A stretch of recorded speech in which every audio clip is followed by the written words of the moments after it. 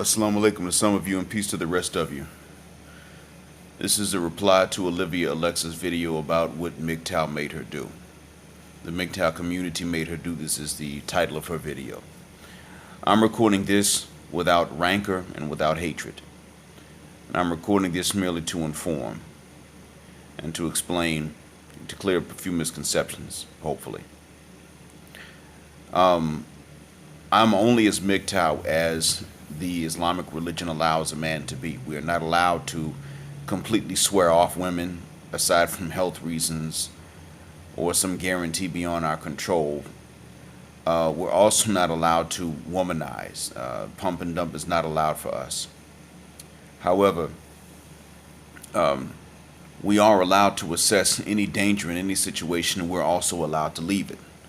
And for this reason, I have completely left off and sworn off Western-raised women, not out of hatred or rancor, as I've said, but merely for safety reasons. I understand the legal risk and the physical risk posed by not only marriage, but even just by dating. So if I was not Muslim and I was one open to merely date without the prospect of marriage, there's still a not only legal risk, but a physical risk because of the legal risk. And it's not worth it. The juice is not worth the squeeze anymore. The prey is not worth the hunt at this point. So, and I don't like to liken women to prey, but I don't really have an option because the game between men and women is so vicious in many places, even in the West and outside of the West, that you have to liken it to prey. Because women are they're not only waiting to be caught, but they're waiting to be caught by the hunter that they want while pretending to not want anyone, in a sense. And then they're pretending to be prey, but in a sense, they're also trying to trap.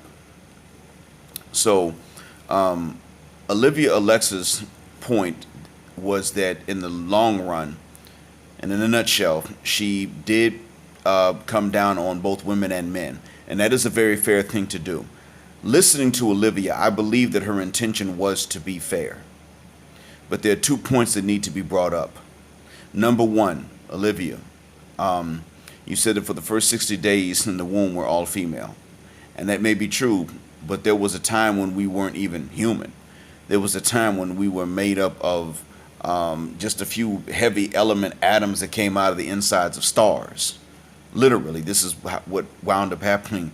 There were times when we were a few molecules of water and then some other things. So if we're merely being honest about it, transformation is the key. But right now, we are men or we are women. And the men have no memory of being a woman. MGTOW is not about hating women. And I can't even be MGTOW as they understand it. But just to be fair, I have to say that that movement is not necessarily about hating women. We understand that men and women naturally would be interested in each other. But what we're saying is that, number one, nature has not played this game fairly. Women are interested in the worst kinds of men for breeding, and then in another type of man for feeding. So they want to have one man's kids who's really not that attached to children, and then they want to bring those children to men who are more likely to grow attached to children to raise without being the fathers themselves. That's real. They call that a twin mating strategy. It happens in other species, but we say that we're above this. And I'm not going to say that men are perfect mate selectors either. I'm simply going to say that we're forced to be more responsible and realistic in our standards from a young age. So at the end of the day, some of us are men and some of us are women, regardless of what we were all 60 days in the womb. Whatever the case is, we started off as that, but we became men and women. And even nature was not necessarily even-handed in this. So now you factor in the law and the societal expectations. And nowadays, we understand that only a few men are even wanted to make approaches. So even when a woman wants a man, she wants that man to make the approach. But then if you let these men get enough of what women want and become so rare, then women will start even lining up and approaching them. And they will, when they do this, when you finally see the men that women themselves will approach, these are the men that are the opposite of what women say they want. And this is where men get disgusted. It's not about hating women. But just like women have a right to be disgusted with the men who don't say what it is they want, men have the right to be disgusted with women who don't say what it is that they want, but rather say they want one set of things and then go for and even pursue the complete opposite. We call that hypocrisy. The difference is that we see it a hell of a lot more often than women do. Women find individual men who either don't say anything or say what they want, or don't say what they want but they say something else, or men who say one thing and they mean it and then the next day they want something else. These are individual variations. We are finding that it is not an individual variation. Many women, especially when they are young and attractive and they perceive that they have options because of their looks, will say that they want what they will show in practice and prove that they do not want over time if you watch them enough. This is the pattern. You said, another thing you said was, how is the human species supposed to go on? To answer that question, Mrs. Alexa, most of the MGTOW men don't give a rat's behind about continuing the species anymore if this is what it's going to be. I don't care about continuing the species anymore. I've already told every last one of my children that they do not have to have children. They're under no pressure for me to have kids of their own, and I would completely understand if they did not want to, and I don't recommend them bringing children into this world because it's already too screwed up, naturally and artificially. So we don't care. Now, I'm sure that humanity is going to continue until Judgment Day, but if it stopped tomorrow, it wouldn't make a bit of difference to me. As a matter of fact, I would say, great, now we can proceed with judgment and get this over with. It would make more sense in that case. There is no reason, I have no reason as a man to care about the continuation of the human species when every man born has to be interested in women if they live long enough and reach adulthood. But 20% of them may be attractive enough for women. 20% of them. When the fact is that just like women have certain dangers they feel they have to face that men may not, and that can be true at times, men also have to face now certain dangers that nobody would even admit that men have to face. Sorry about the sound interruption. One of the dangers that men would have to face is being labeled and blamed for things they didn't do. You see, if a man is actually interested in women, but he does not approach women because it is dangerous to do that, let's be honest, then his reputation is ruined as a man that does not even like women.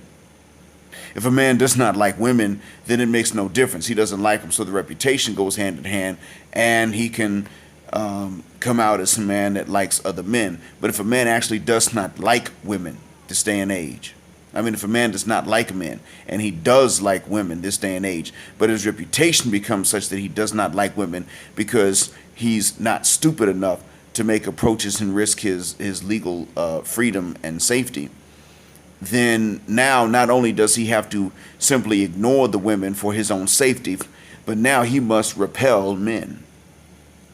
So every man understands that because of the way the society is, they are more likely to be approached by men than they are to be received, let alone approached by women, especially women who have at least two options in men. This is real. Men don't have standards that go eliminating some large percent of women. Men's standards might eliminate about half of women. Women's standards can make them single, but when they decide they want to have a baby, they can still get someone to just get them pregnant and give them the baby.